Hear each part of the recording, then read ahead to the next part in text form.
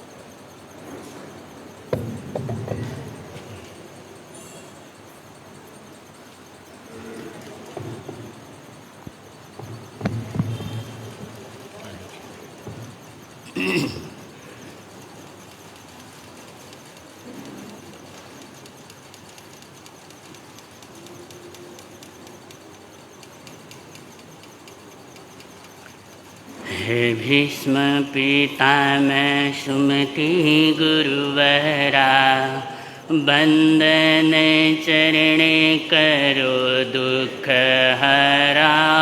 गुरुदेव गुरुदेव हे भीष्म पितामह सुमति गुरुवरा, बंदन चरण करो दुख हरा।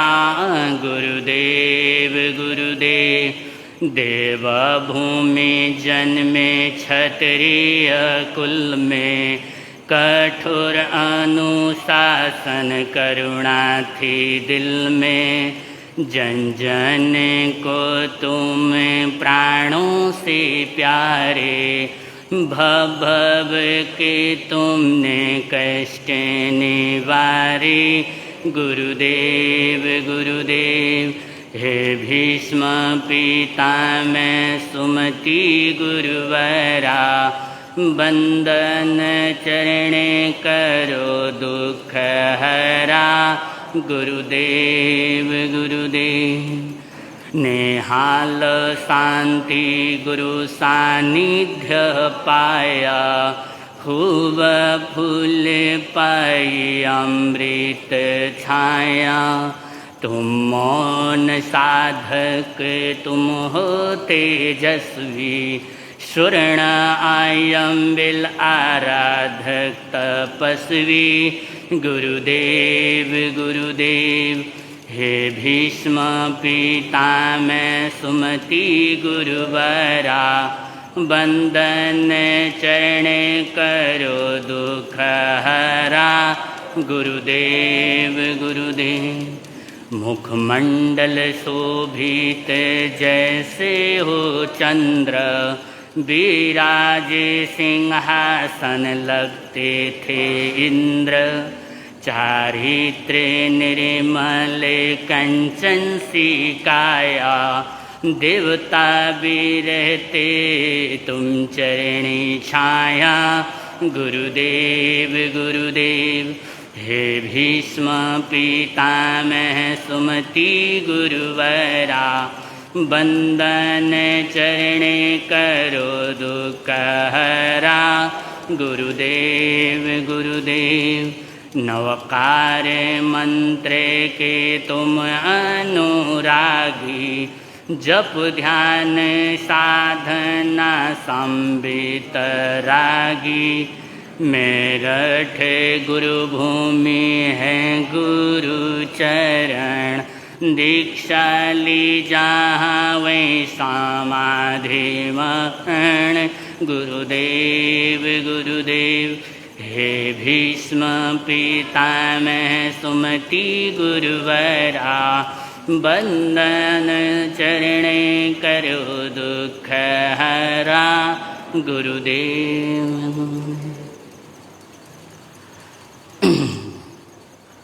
आराध्य गुरुदेव के चरणों में वंदन नमन अभिनंदन स्वीकार हूँ। उपस्थित प्रज्ञाशील बंधुओं, संघ संरक्षक योगीराज गुरुदेव, परम कृपालु गुरुदेव श्री फूलचंद महाराज साहब का दीक्षा दिवस का प्रसंग निमित्त आज सामायिक दिवस के रूप में मनाने का जो निर्णय हमारे समाज के वरिष्ठ जनों ने लिया,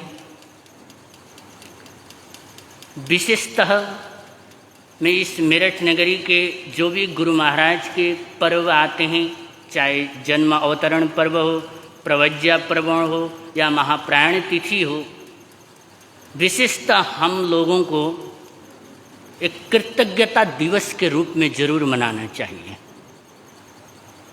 उस महापुरुष के प्रति, उनके दिया हुआ वो कृपा के प्रति,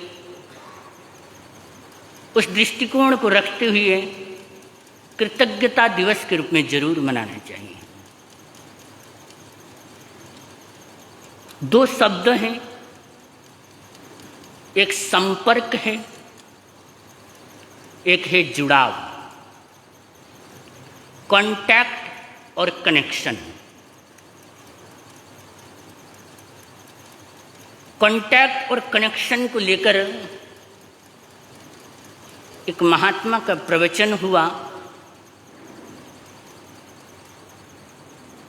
उस प्रवचन के पश्चात पत्रकार बंधु कुछ कन्फ्यूजन में थे।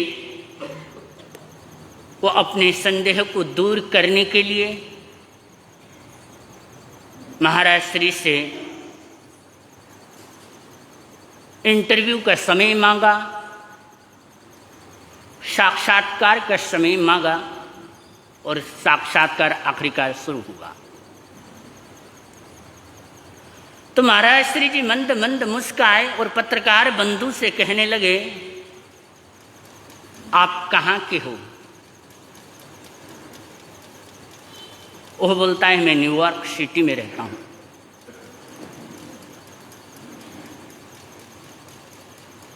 तो पुनः तो बोलता है, माताजी का देहांत हो चुका है, पिताजी हैं, लास्ट टाइम में पिताजी से आपकी मुलाकात कब हुई?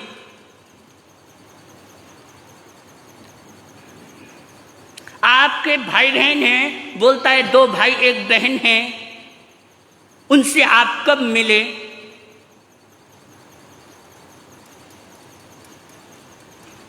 पिताजी से मुलाकात हुई लगभग 3 महीने हो चुके हैं। बहन भाई से मिला हुआ लगभग 2 साल पहले दिवाली के अवसर पर मैं मिला। गुरुवर पूछते हैं, पिताजी के साथ आपने कितना समय बिताया? माताजी के देहांत के बाद पिताजी का हाल पूछा या नहीं पूछा? आप कैसे हो? आपके जीवन कैसे चल रही है?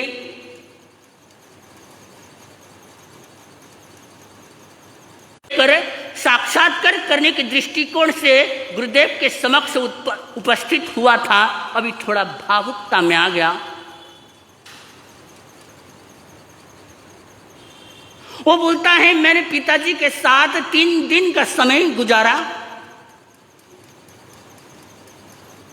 खाना तो मैं अपने दोस्तों के साथ ही खाया। जब भी गांव गया दोस्तों के साथ ही मिला, बहन भाइयों से मिला। 2 साल के बाद मिला, लेकिन उनके साथ समय नहीं गुजारा।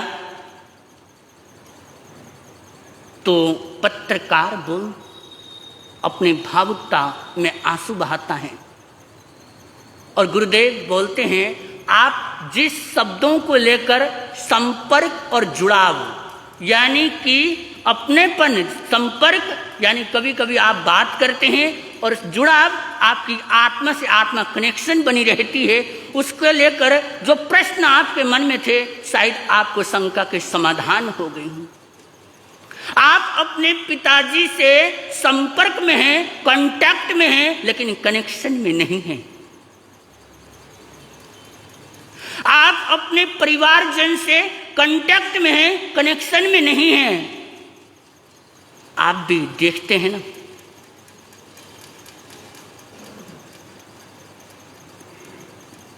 कांटेक्ट वाला उसी को कहते हैं हम, जब आप किसी को जब काम के लिए आप फोन करते हैं, जब काम आए आप पूछते हैं उसका कांटेक्ट नंबर है क्या। कभी कभार आपका संपर्क हो सकता है, लेकिन कनेक्शन हमेशा बना रहता है। यह तो हुई भौतिक जगत की बात, लेकिन मैं आपको आध्यात्मिक चिंतन यहां पर है। वर्तमान परिस्थिति को देखते हुए हम ज्यादा समय कनेक्शन में नहीं रहते, क्योंकि हमारी जो फैमिली है संयुक्त परिवार से एकल परिवार में जा रही है। वर्तमान समय में बहुत कम मात्रा में कनेक्शन मिलेगा, कांटेक्ट ही मिलेगा। लेकिन हमारे जिन शासन में आप कैसे हैं, कांटेक्ट में हैं या कनेक्शन में हैं? मैं कह रहा हूं, जो सदैया श्रावक हैं, जो श्रोता हैं, सदैया सुनने वाले जो श्रावक हैं, उनकी बात छोड़कर, चाहे उन सर्दी हो, चाहे गर्मी हो, चाहे बारिश का मौसम हो, वो जब भी उनका जिन वाणी के साथ कांटेक्ट है, तभी इस धर्म सभा में वो सुनने के लिए आते हैं।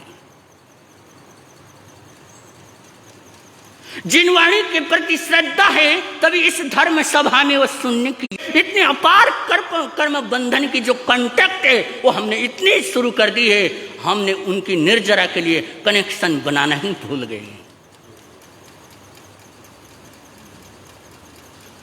जिस गुरु ने,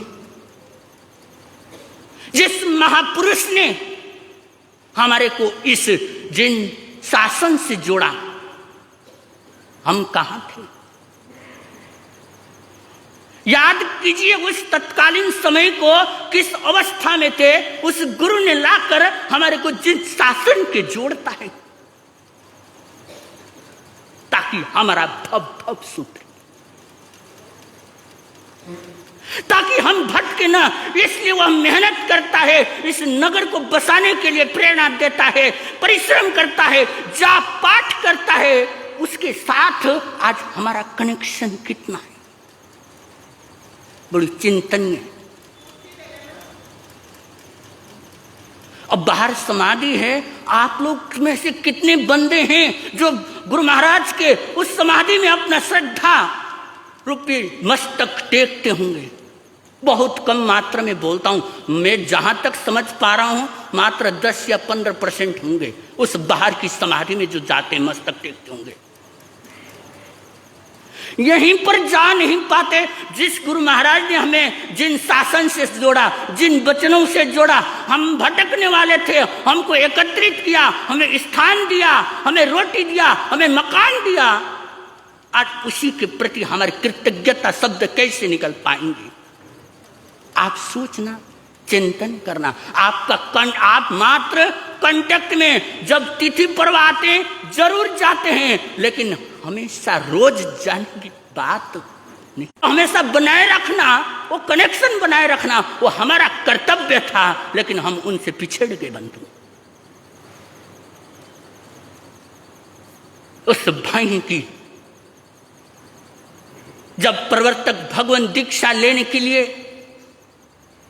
पेपर देने के लिए विद्यालय जा रहे थे, उस वक्त गुरु महाराज शांति स्वरूप जी महाराज साहब को, उनके शौर्य को जगाने वाले महापुरुष, वैराग्य भावना से ओतप्रोत करने वाले महापुरुष क्या है बंधु? इस तरह से जो कनेक्शन है वो कांटेक्ट से नहीं हो सकता, वो कनेक्शन से हो सकता है। एक वक्त बड़े भाई छोटे भाई को उपदेश देता है और एक वक्त छोटा भाई बड़े भाई को संभालता है। ये कनेक्शन से होता है, ये कनेक्शन से जुड़ता है, कांटेक्ट से नहीं जुड़ता है। इसलिए मैं कहूंगा, आज भी कहूंगा, आप आइए धर्म स्थानक से जुड़िए, अभी गुरु महाराजों के प्रवचन से जुड़िए। श्रवण करने की महत्ता के ऊपर मेरा प्रवचन चल रहा है, सुनने के ऊपर लेकर मेरा प्रवचन चल रहा है। जब तक आप सुनेंगे नहीं, ग्रहण करेंगे नहीं, है क्या है, उपादेय क्या है, त्याज्य करने योग्य चीज क्या है, ग्रहण करने वाली चीज क्या है, जब तक हम श्रावक दर्शन से, श्रावक जीवन चरित्र से कनेक्शन नहीं बनाएंगे बंधु, जीवन में भटकने के चांस बहुत मिलेंगे, बहुत मिलेंगे, बहुत मिलेंगे। हमारी जिस दिन आपने कनेक्शन जुट गया, जिस दिन आपने गुरु की स्तुति से, जिन शासन की स्तुति से स्वयं को जोड़ लिया, आप सम्यक दर्शन, सम्यक श्रद्धा के भागीदारी होंगे। जिस दिन सम्यक श्रद्धा आ जाएगी, सम्यक दर्शन आपके अंदर प्रकट हो जाएगा, एक दिन ऐसा आएगा संथारा ग्रहण करके जन्म मरण के चक्कर को काट करके, छोड़ करके अनंत सुख, शाश्वत सुख के मंजिल पर आप विराजमान होंगे। इन्हीं चंद लाइनें शब्दों के साथ कुछ सूचना है। बच्चों का पेपर यानी क्लास चल रहे हैं, उसमें अवश्य अपने बच्चों को भेजिए। बीच में छुट्टियों के टाइम तो ठीक ठाक चल रहा था, अभी थोड़ा कम आ गया है हमारे सीजन में भी, तो अपने बच्चों को जरूर भेजिए। इस वक्त इस महीने का जो लाभ है हमारे मिंटू जी, जिनेश जी, साधना परिवार की तरफ से है। और अगली जो सूचना है, अगला जो परिवार का लाभ है, श्रीमती उषा विजय जैन, प्रधान जी रमन जी का परिवार है, वो लेने वाले हैं। तो अपने बच्चों को जिन वाणी के साथ कनेक्शन करने के लिए, मात्र कांटेक्ट के लिए नहीं भेजना है, कनेक्शन करने के लिए जरूर भेजिए, यह आपसे नम्र निवेदन है। और बाकी सूचना आराध्य गुरुदेव दे ही रहे हैं। इन्हीं चंद लाइनी शब्दों के साथ नमो सिद्धाणम। बोलना क्या आशीष?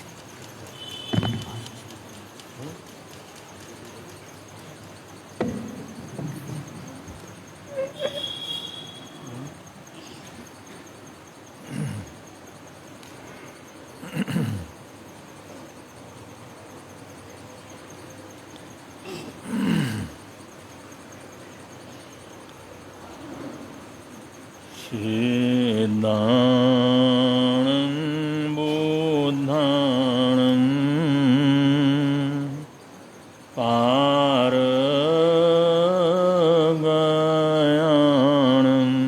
परं परगयाणं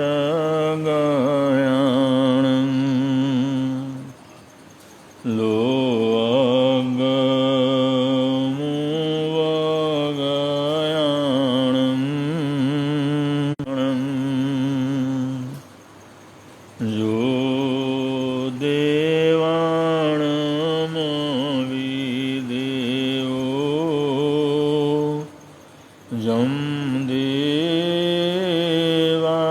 पञ्जलिनामं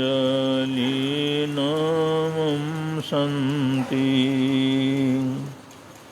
तं देवदेवमह्यं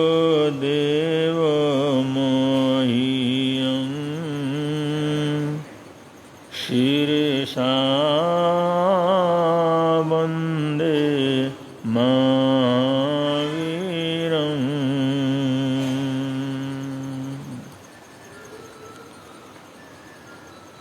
ध्यानधूपं मनःपुष्पं पचेन्द्रियहुताशनं क्षमाजापसन्तोषपूजा पूजो देवनिरञ्जनं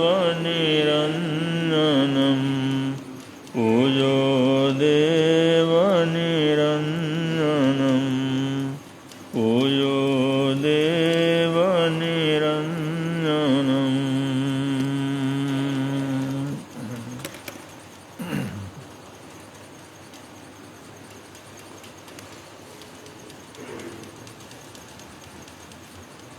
आप सभी महानुभाव बड़ी सद्भावना के साथ, बड़े हर्षोल्लास के साथ आज के सामयिक दिवस में सम्मिलित हुए हैं। आज का विशेष रूप से सामयिक दिवस महोत्सव ये संघ संरक्षक पूज्य गुरुदेव श्री फूलचंद जी महाराज साहब की स्मृति में उनके दीक्षा जयंती के उपलक्ष्य में यहाँ पर संपन्न किया जा रहा है।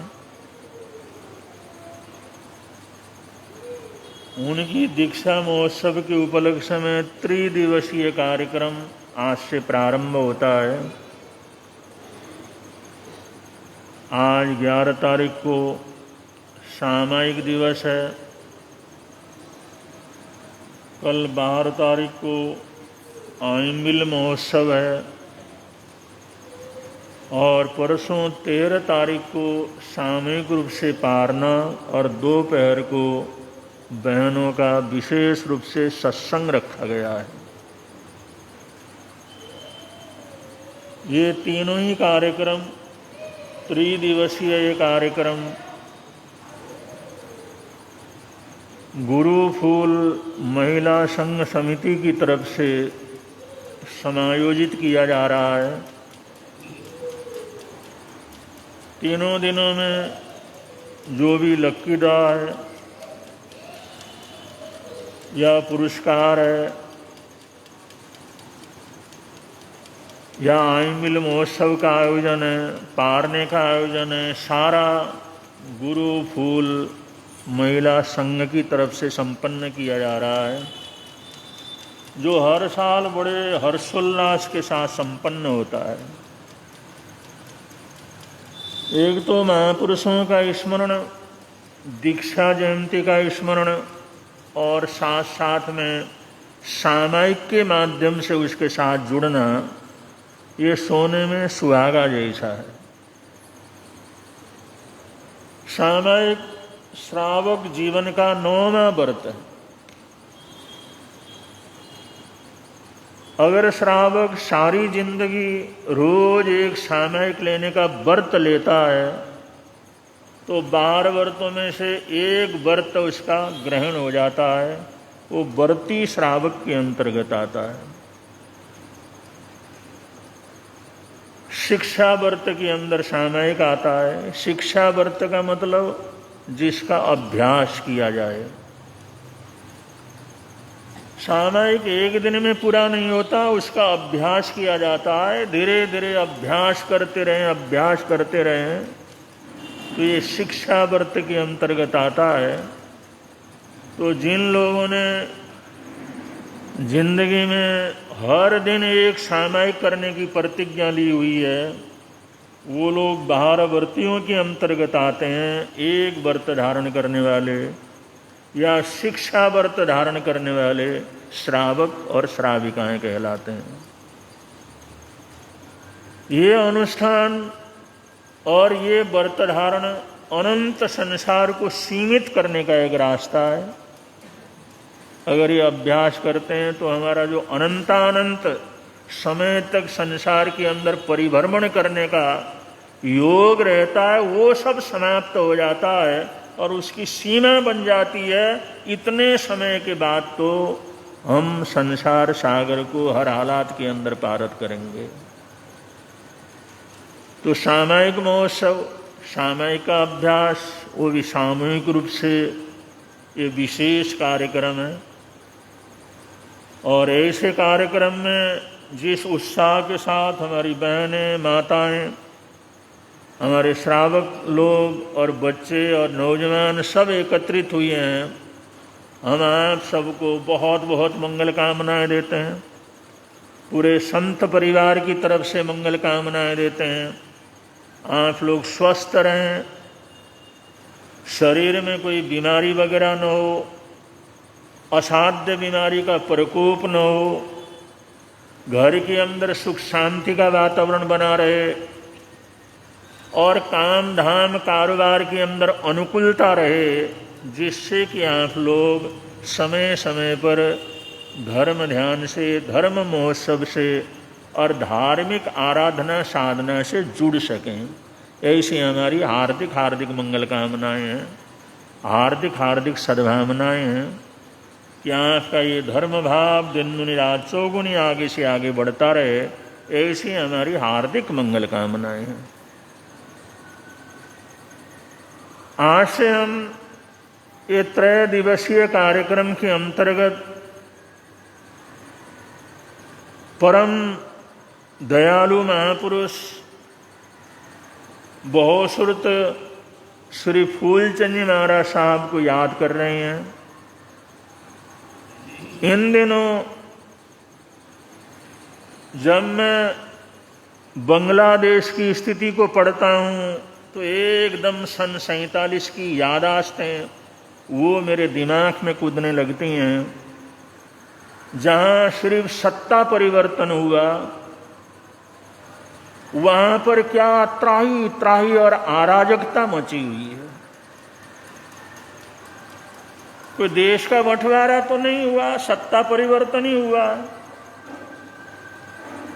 शेख हसीना सरकार की तरफ जो एक विरोध का वातावरण उठा था, वो चरम उत्सर पर पहुंचा और देश के प्रधानमंत्री को देश छोड़ करके उसको बाहर निकलना पड़ा और कोई रास्ता दूसरा नहीं था, सिर्फ भारत ने उसको शरण दिया। ये हमारी भारतीय संस्कृति की बहुत बड़ी उदारता है। और यहाँ से उन्होंने जाना था जिन देशों के अंदर, अभी किसी देश ने उनको शरण देने की स्वीकृति नहीं दी है। तो एक अराजकता का वातावरण है, लेकिन उस अराजकता के वातावरण के अंदर भी आज 1.25 करोड़ हिंदू समाज आप त्राही त्राही वहां पर क्या कर रहा, मच रहा है। न तो कहीं जा सकते हैं, न कहीं भाग सकते हैं, न किसी देश के अंदर प्रवेश कर सकते हैं। वो बंटवारे के समय तो ये तो कम से कम था, भाग करके इधर के उधर जा सकते थे, इधर के उधर के इधर आ सकते थे। लेकिन इस समय तो वो भी स्थिति क्या है, नहीं है। और जो उग्रवादी हैं, अशांत हैं और जिनमें धार्मिक असहिष्णुता है, अब विरोध तो उनका सरकार से था। सरकार ने इस्तीफा दे दिया, प्रधानमंत्री ने गद्दी छोड़ दी, वो देश को छोड़ करके भाग गए, तो शांति होना चाहिए। अरे जो वहां लक्ष्य पूरा हुआ, जो करना था तो वो पूरा हो गया ना। लेकिन वही उनमें लगातार वहां पर हिंसाएं चल रही हैं, लगातार मारकाट चल रहा है और सारे उन लोगों के निशाने के ऊपर अपना हिंदू समाज है या अल्पसंख्यक समाज है, वो जो त्राही त्राही मची हुई है। न मालूम कितने लोग मर गए हैं, कितने घर जला दिए गए हैं, कितने लोग बर्बाद हो गए हैं जिनका कोई हिसाब किताब सामने का आया नहीं है।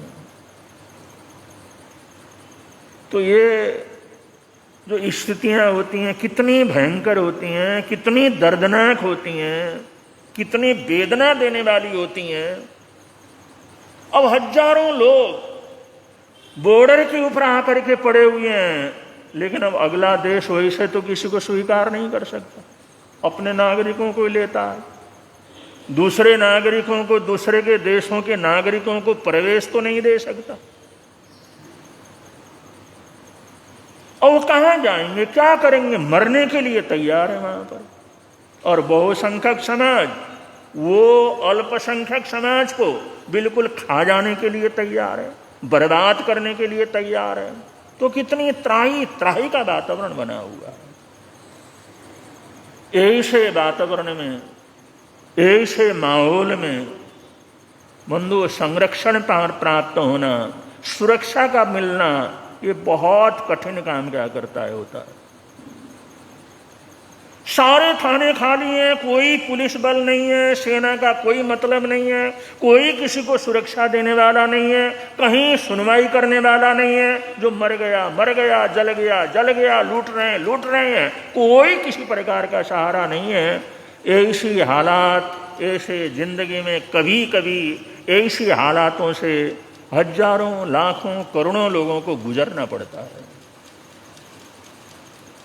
तो बंधु उस दृश्य को देखते हैं, सुनते हैं, तो अपने को सन 47 की घटना याद आती है कि उस समय रावलपिंडी में गुरुदेव गुरु विराजमान थे। देश का बंटवारा हो गया था,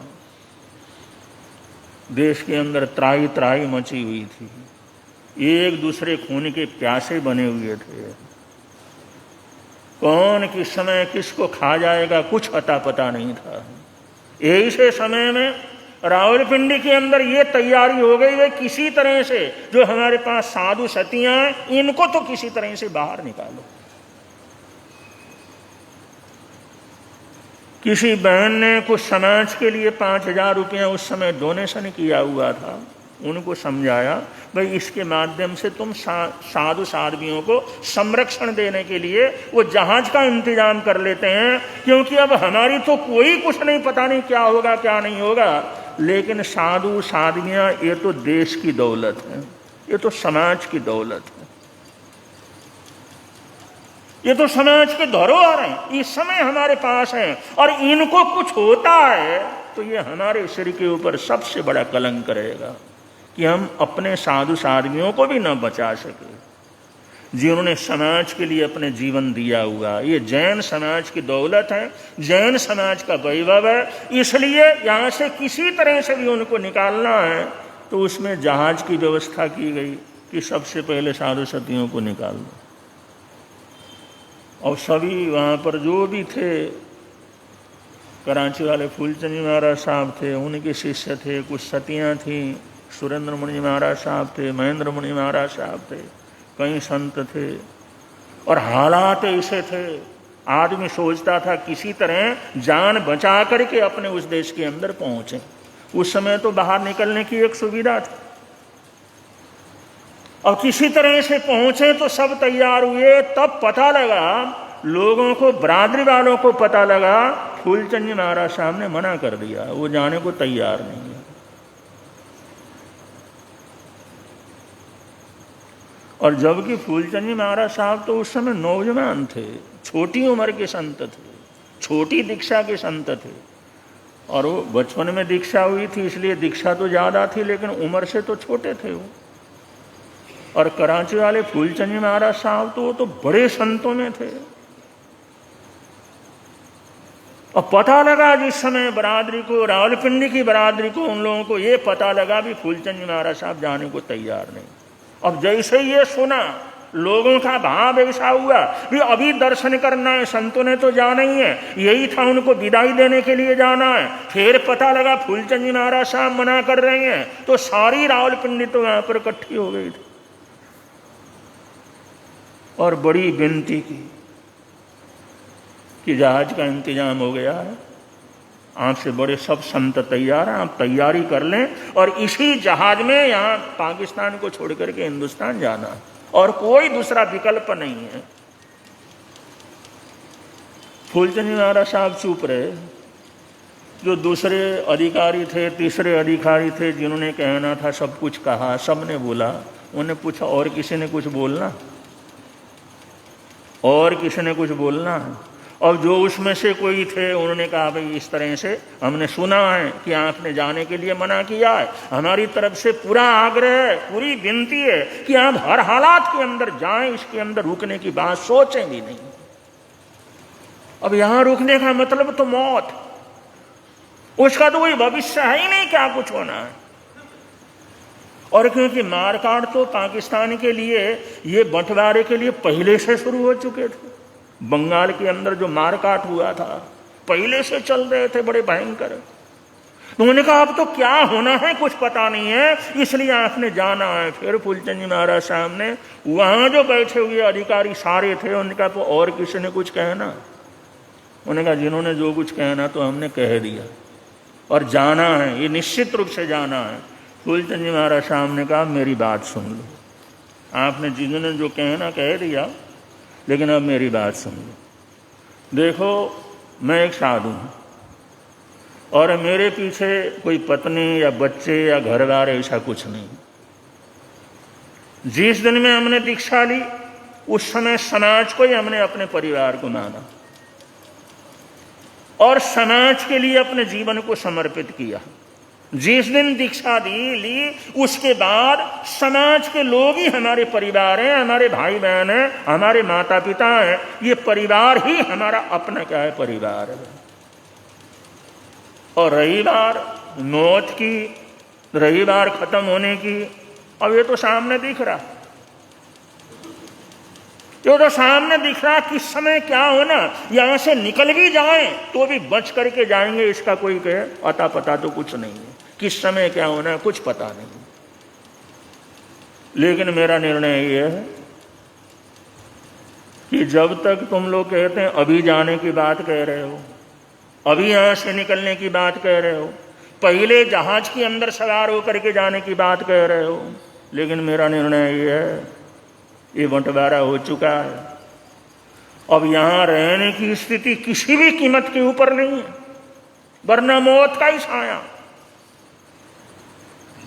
लेकिन आप लोग कहते हैं अभी जाने की बात, लेकिन मेरा निर्णय तो ये है भावड़ खाने में, रावलपिंडी में, क्योंकि रावलपिंडी के बाहर जितने लोग थे सब भावड़ खाने में आ गए थे। बाहर तो सुरक्षा नहीं थी और भावड़ खाना पूरी तरह से किले की तरह बना हुआ था। उसके 2 बड़े दरवाजे थे, एक तीसरा दरवाजा था, और वो दरवाजे लगा देते हैं तो कोई आदमी अंदर घुस नहीं सकता था और बाहर से अंदर से बाहर नहीं जा सकता था। ऐसे किले नुमा पूरा बना हुआ था भावड़ खाना। और करीबन अपने समाज के जितने घर थे वो सारे के सारे भावड़ खाने के अंदर थे। अगर कोई बाहर भी था तो उसका कुछ न कुछ हिस्सा भावड़ खाने के अंदर था। तो पूरा किला था, सुरक्षित। उन्होंने कहा आप लोग कह रहे हैं अभी अभी आपने निकलना है, इसी जहाज में निकलना है, लेकिन मेरा निर्णय यह है कि जब तक इस भावड़ खाने में जैन समाज या जैन समाज में एक भी बच्चा रहेगा ना, तब तक फूलचंद यहां से नहीं जाएगा। एक भी बच्चा भी रहेगा ना, तब तक फूलचंद ये भावड़ खाने को छोड़ करके नहीं जाएगा। समाज के साथ जिएंगे और समाज के साथ मरेंगे। और अपना अलग से ऐसा कोई घर परिवार नहीं है, अपने पीछे कोई रोने धोने वाला नहीं है। और समाज है और समाज ही मेरा परिवार है। और वो समाज का एक भी बच्चा यहाँ पर रहेगा तब तक फूलचंद यहाँ से निकल कर जाने वाला नहीं। ये मेरा निर्णय है, इससे आगे मैंने कुछ नहीं बोलना। बंधु फूलचंद उठकर, महाराज साहब उठ करके अंदर चले गए और सबको लगा भाई गुरु महाराज किसी भी कीमत के ऊपर नहीं जाएंगे। लेकिन उन लोगों को दुख भी तो इसलिए हुआ भाई यहां रहेंगे तो पता नहीं क्या होगा, लेकिन अपरंपार खुशी इस बात की हुई कोई ना कोई महापुरुष हमारे साथ है। ऐसी दिव्य आत्मा हमारे साथ है, इनके साथ है तो हमारे को भी कोई चिंता फिक्र नहीं। बंधु, लोगों के दिलों के अंदर एक सुकून क्या हुआ, पैदा हुआ, और पूरे समाज ने वहां तत्कालीन समय में जो साधु साध्वी थे उनको विदाई दे दी। वो जहाज हिंदुस्तान के अंदर आया और जैसे जैसे मौका लगता था और गुरु महाराज ये कहते थे भाई फलानी गाड़ी ऐसे चलने वाली है उसमें जाओ, और बहुत बार मना करते थे उस गाड़ी में बिल्कुल ही नहीं जाना। वो कहते क्यों नहीं जाना? अरे लोग कह रहे हैं जा रहे हैं ना, उसमें अंदर जाना। फूलचंद जी महाराज साहब कहते नहीं जाना, अरे मैं कह रहा हूं ना नहीं जाना। और जिन गाड़ियों में मना किया वो गाड़ियां सारी की सारी रास्ते के अंदर कट गई, कत्लेआम हो गया। उन्होंने जिस गाड़ी के लिए कहा उसके अंदर तो सुरक्षित आए, लेकिन जिसमें मना किया, कई बार उन्होंने मना किया, इसमें किसी ने नहीं जाना कुछ भी हो जाए, अगर वो गाड़ियां सुरक्षित हिंदुस्तान के अंदर आई नहीं और बीच के अंदर सब खत्म कर दिए गए। तो बंधु, फूलचंद जी महाराज साहब कोई सामान्य व्यक्तित्व थोड़ी, साक्षात परमात्मा ही थे, साक्षात भगवान का स्वरूप थे। इस तरह से मना करना, और वैसे उससे पहले ही जिस समय अटल ऑयल कंपनी की घटना हुई थी तभी उन्होंने बहुत परिवार को कह दिया था कि देखो भाई अब हालात खराब हैं, क्योंकि वो तो चतुर्मास से पहले घटी थी घटना। ये तो चतुर्मास के समय की ये बंटवारा जो हुआ था वो तो चतुर्मास से पहले की घटना थी, जिस समय विचरण कर रहे थे, अटक ऑयल कंपनी के अंदर थे, वहां पर दंगा हो गया था। स्थिति ऐसी थी, फूलचंद जी महाराज साहब ने सभी लोगों को, बरादरी को कहा देखो भाई यहां से बाहर जाने का इंतजाम कर लो। अब सभी लोग कहते थे महाराज सदियों से हम यहां रह रहे हैं। अरे पहले राजा आए, राजाओं का सत्ता बदलता रहा, फिर मुसलमान आए, मुसलमानों की सत्ता बदलती रही, फिर अंग्रेज आए, अंग्रेजों की सत्ता बदलती रही, लेकिन हम थोड़ी बदले, जनता तो वहीं की वहीं रहती। फिर राजा बदलता है, शासक बदलता है, और इसका मतलब ये थोड़ी है भाई सारे जनता भी उसके अंदर बदल जाती है, वो बढ़ जाती है। अरे हम जब अंग्रेजी शासन था तब भी यहीं थे, मुसलमान शासन था तब भी यहीं थे, और इतने सदियों से यहाँ पर रह रहे हैं, तो जाने का मतलब क्या है? चलो सत्ता बदल जाएगी, अच्छी आएगी, सुख मिलेगा, बुरी आएगी, दुख होगा, लेकिन ऐसे जनता थोड़ी बदल बांटी जाती है। फूलचंद जी महाराज साहब कहते थे भाई मेरी बात मान लो, तुम कुछ न कुछ इंतजाम करो, बाहर जा करके जहां भी हो सकता है कुछ न कुछ जुगाड़ कर डालो। और बहुत से नहीं माने तो उनको कहा भाई कम से कम अपना साधन, अपनी चीजें कम से कम ये नदी के पार करके, सिंधु नदी पार करके वहां पर छोड़ करके आओ कहीं ना कहीं। कितनी सुरक्षा दी थी। उन्हीं के कहने से बहुत से लोग दिल्ली आए, बहुत से लोग हिंदुस्तान के जैसे लुधियाना वगैरह वहाँ पर आए, उन लोगों ने थोड़ा इंतजाम वगैरह किया। बहुत से लोगों ने अपना सामान पहले ला करके इधर रिश्तेदारी के अंदर छोड़ा। तो बंधु, फूलचंद जी महाराज साहब का अनंत अनंत उपकार पहले बता दिया था। जनता वो कहते थे हम कहाँ जाएंगे, उन्होंने कहा आज स्थिति खराब है, बटना पड़ेगा, जाना पड़ेगा, छोड़ने की बात। अब सदियों से वहां पर रह रहे थे, बाप दादा परदादा सब रह रहे थे, तो वहां से छोड़ना कोई आसान काम था। बंधु, 10 साल की दुकान होती है उसको भी नहीं छोड़ा जा सकता, एक मकान लिया उसको नहीं छोड़ा जा सकता, खानदान से जहां पर रह रही हैं। लेकिन फूलचंद जी महाराज साहब ने पहले ही बता दिया था भाई छोड़ना पड़ेगा, इसलिए निकलो किसी भी तरह से, अपना इंतजाम करो। उनके उपकार का बदला कभी चुकाया नहीं जा सकता। ऐसे समाज को निकाला, ऐसे किसी तरह से बाहर जाने के लिए तैयार किया, और बीच में भी समय समय पर उन्हें आग्रह किया इस गाड़ी के अंदर जाना और इसमें बिल्कुल ही क्या करना नहीं जाना। और बंधु, बंटवारे के बाद, बंटवारे के वहां भी कोई सरकार तो कुछ थी ही नहीं, अफरा तफरी थी, सारे उग्रवादियों का राज था, सारे अतिवादी थे, सारा एक दूसरे को खत्म करने में लगे हुए थे। ऐसी हालात में भी उन्होंने 2.5-3 महीने तक समाज को सुरक्षित क्या किया रखा। कोई आसान काम। सत्ता परिवर्तन के 2-3 दिन 4 दिन हो गए, लेकिन सारा हिंदू समाज कट चुका है, वहां पर बर्बाद हो चुका है। कितना बुरा हाल है। और इतने समय तक उन्होंने समाज को सुरक्षित रखा। एक भी दुर्घटना भावड़ खाने वालों की नहीं हुई, एक भी मौत नहीं हुई। बंधु, छोटा चमत्कार। अब जिस समय समता आ गए और हालात बद से बदतर होते चले गए, तो गुरु महाराज ने कहा सबको बुला करके, देखो भाई, अब इस तरह से रोने पीटने से, हाय तौबा मचाने से और तो कुछ होने जाने वाला नहीं। और वही रहता था, रोना खोना, क्या हुआ, किस तरह से हुआ, क्या करेंगे, कैसे करेंगे, ऐसे वातावरण के अंदर क्या सोचता है। उन्होंने कहा देखो भाई, ये जो आर्त ध्यान रौद्र ध्यान जितना कर रहे हो ना, इससे कुछ फायदा होने वाला नहीं। ऐसा करो, थानक के अंदर अपने अखंड जाप रख लो, नमकार मंत्र का जाप रख लो और ज्यादा से ज्यादा बैठ करके उसके अंदर जाप करो और 24 घंटे का लगातार जाप रखो, अखंड जाप रखो। और नमकार मंत्र पढ़ते पढ़ते, जाप करते करते अगर हम चले गए ना, तो कम से कम अगला भव तो सुधर जाएगा। इसलिए अब ये आर्त ध्यान करने से, रौद्र ध्यान करने से, तकलीफ मनाने से, इससे कुछ होने जाने वाला नहीं है। तुम जाप रख लो। जाप करवाया और बंधु रात दिन जाप चलता था और एक एक समय के अंदर 200-200, 400-400 आदमी बैठते थे जाप में। और तो कोई काम कुछ था नहीं, मौत ही चारों तरफ थी। और ऐसे महीना निकल गया, 2 महीने निकल गए, लेकिन एक भी व्यक्ति को मौत के पल्ले नहीं पड़ने दी। एक भी दुर्घटना घटी नहीं। बाहर जो दुकानें थी वो तो लूट गई, जो कुछ था इधर उधर उसका तो कोई किसी को अता पता ही नहीं था कुछ है या नहीं है। लेकिन भावड़ खाने के अंदर गुरु महाराज विराजमान थे। अंदर वाला एक भी परिवार को ऐसे मौत के उस चुंगल से उन्होंने बचा करके क्या किया रखा। ऐसे हालात आप लोग थोड़ा सा अनुमान लगा सकते हैं, वो महापुरुष क्या था, क्या उसकी शक्ति थी, क्या उसकी भक्ति थी, क्या आराधना साधना थी।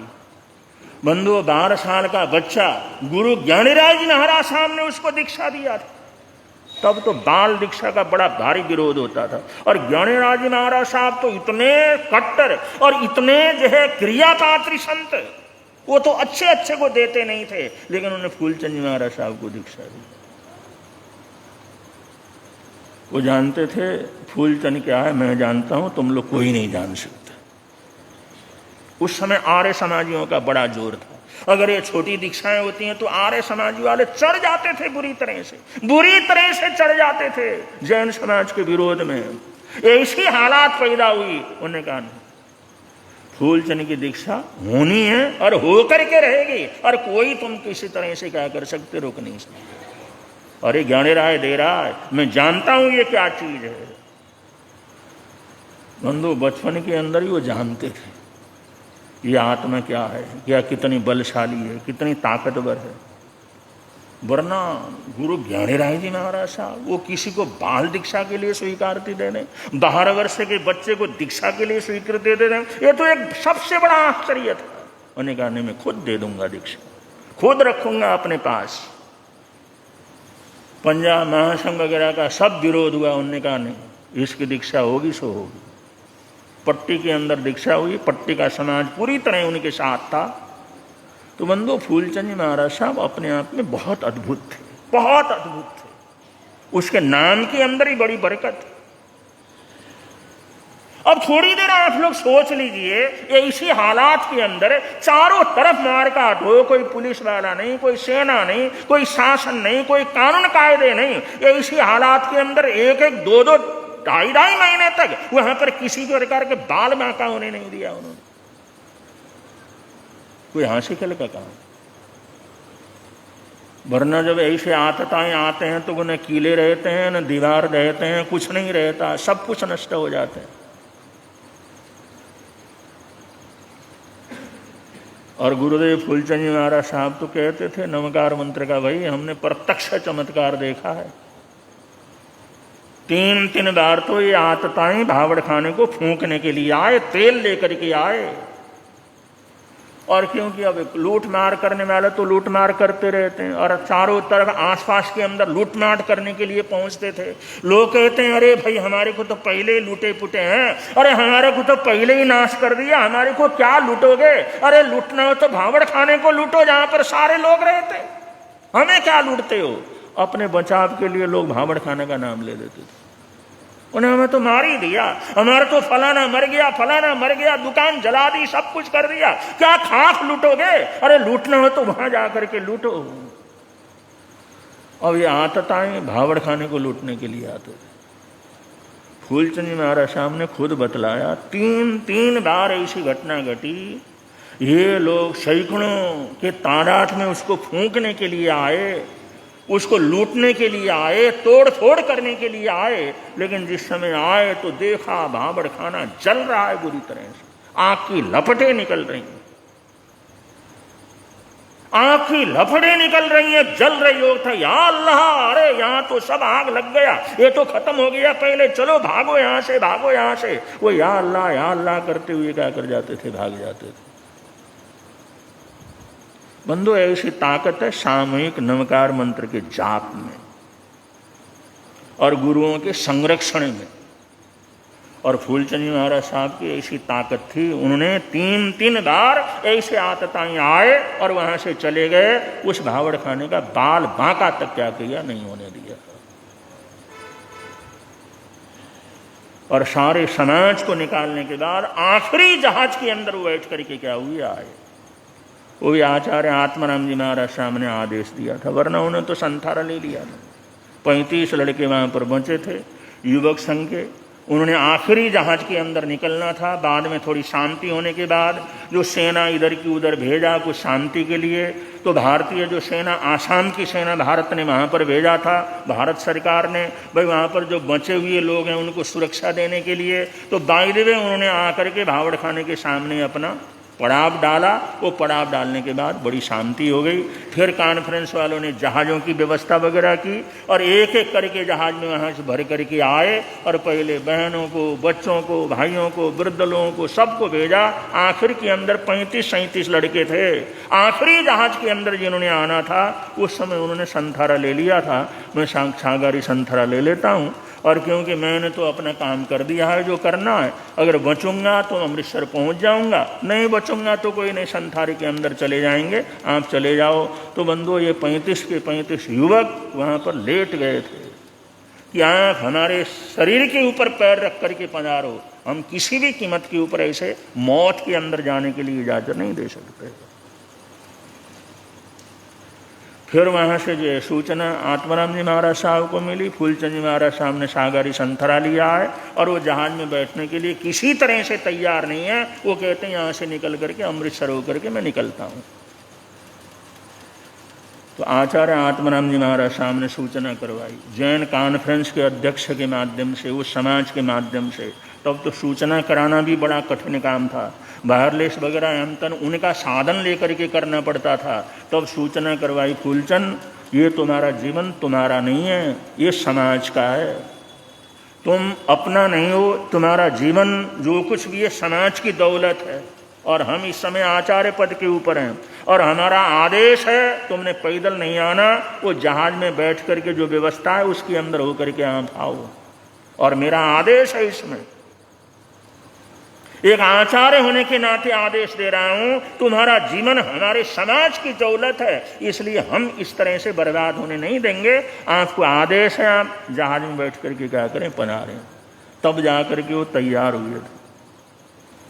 बंधु ऐसे बलशाली थे, ऐसे वीर थे, मौत चारों तरफ थी लेकिन उनको घबराहट नहीं होती थी। इसलिए तो इतने लोगों को संभाला, इतनी बड़ी बरादरी को संभाला।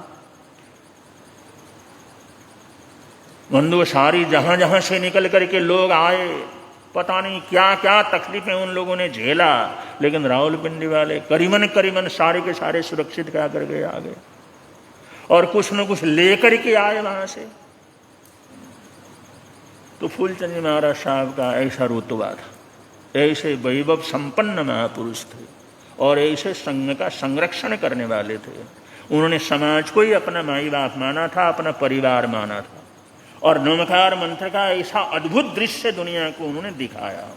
और बंधुओं, ये भी कहा जाता है नमकार मंत्र का अखंड जाप सबसे पहले रावलपिंडी से ही प्रारंभ हुआ। पहले जो जाप पाठ तो होते थे, लेकिन अखंड पाठ जो लगातार चलने वाला है ऐसा होता नहीं था। और उस समय से ये प्रारंभ हुआ।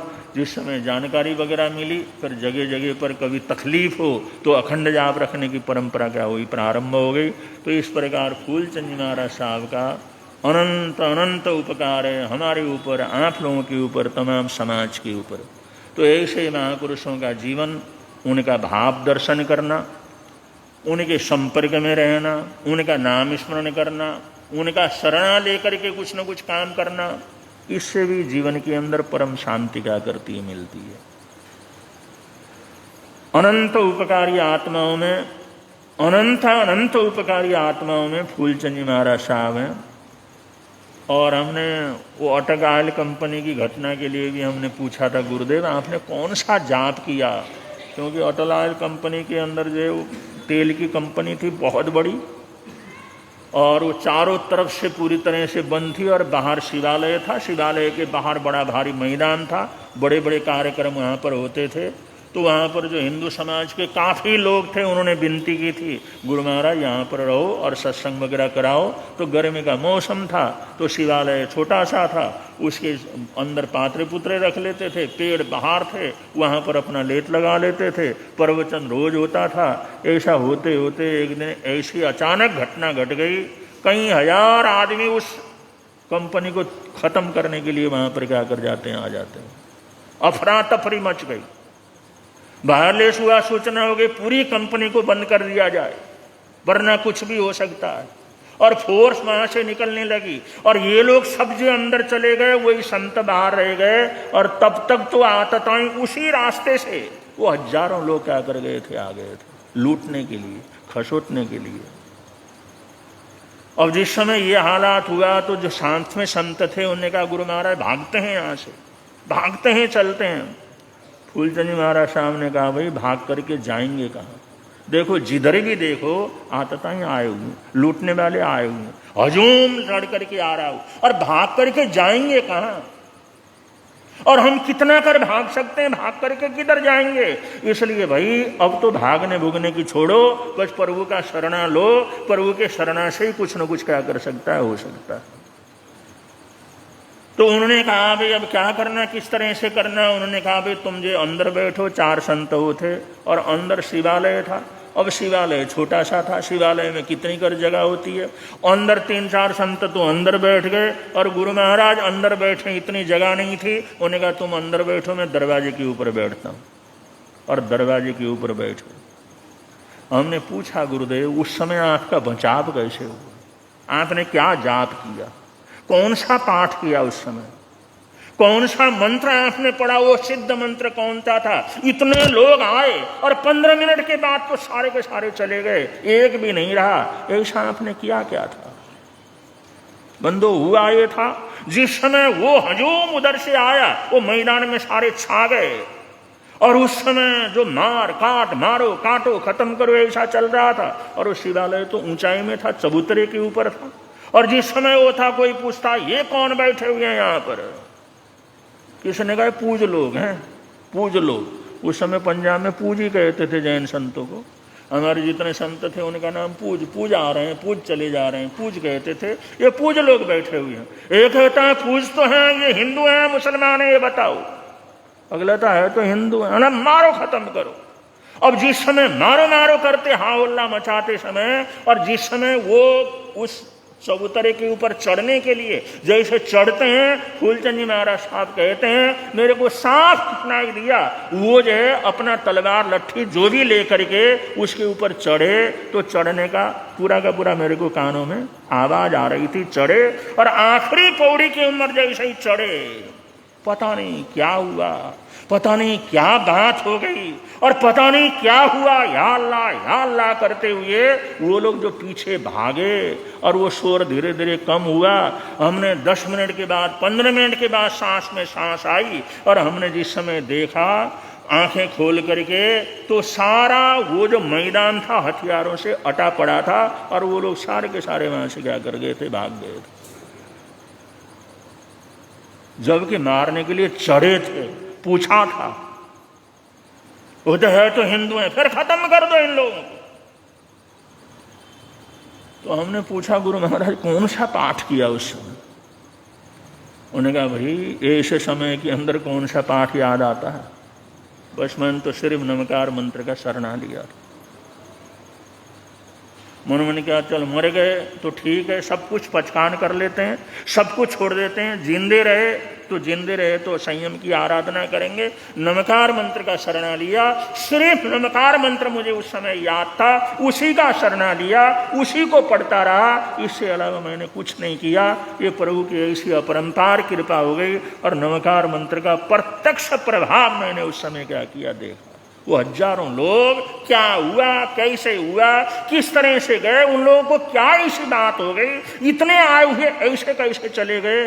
अब जैसे वो जाते जाते जैसे वो आगे निकले भी नहीं थे, तभी मिलिट्री वहां से एकदम जो है रावलपिंडी से मिलिट्री आ गई और मिलिट्री ने पूरी तरह से उसको घेर लिया और ये संतों को भी घेरा और उन्होंने कहा आगे कहीं नहीं जाओगे, यहाँ से अब आपको रावलपिंडी चलना है।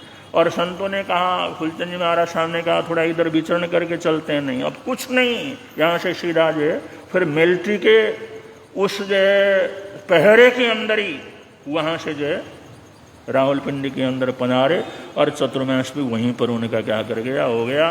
तो ये गुरु महाराज के जीवन की कहानी थी। वो कहते विशाल कोई मंत्र जाप मैंने नहीं किया, कोई ऐसा सिद्ध मंत्र ऐसा नहीं था, सिर्फ नमकार मंत्र का। लेकिन ऐसे समय के अंदर जो प्राणपण से याद किया जाता है, हृदय से रग रग से याद किया जाता है, रोम रोम से जो नमकार मंत्र निकलता है, उसका ये प्रभाव होता है। भक्ति की चरम सीमा होती है, क्योंकि सामने मौत खड़ी दिख रही थी, तो उस समय तो फिर ऐसे ही याद करना था, याद किया और उस नमकार मंत्र की कृपा से ही सब हमारा क्या हुआ, बचाव हुआ। तो फूलचंद महाराज साहब के ये अनुभव है, बहुत सी ऐसी घटनाएं हैं। और 3 दिन का कार्यक्रम है, आज सामायिक महोत्सव है और सामायिक महोत्सव में आप सबको बहुत बहुत मंगल कामनाएं। जो भाई बहन, बच्चे, बड़े, युवक सब आए, बहनें वगैरह आई, युवतियाँ सब जी आई हैं, बच्चे आए हैं, सबको हम बहुत बहुत मंगल कामनाएं देते हैं और आराध्य गुरुदेव की तरफ से प्रार्थना करते हैं, उनके चरणों में प्रार्थना करते हैं, उनकी कृपा दृष्टि आप सबके ऊपर बनी रहे, वैसे ही उनका जो कृपा का जो ये छत्र बना रहे और आप लोग सुखी रहें, आनंद में रहें, धर्म ध्यान के अंदर जुड़ते रहें। ऐसी हम गुरुदेव के चरणों में अपनी तरफ से बहुत बहुत प्रार्थना करते हैं। इन्हीं मंगल कामनाओं के साथ, इन्हीं सद्भावनाओं के साथ आप लोग जो बड़े प्रेम से बोलेंगे, मिलता है आनंद प्रभु की वाणी से, मिलता है आनंद प्रभु। धर्म है लगता प्यारा प्यारा, धर्म है लगता प्यारा, पापों की वह बहती धारा, पापों की वह हो जाती है बंद प्रभु की वाणी से, हो जाती है बंद प्रभु की वाणी से। मिलता है आनंद प्रभु। महामंत्र नवकार का 17 घंटे का जाप चल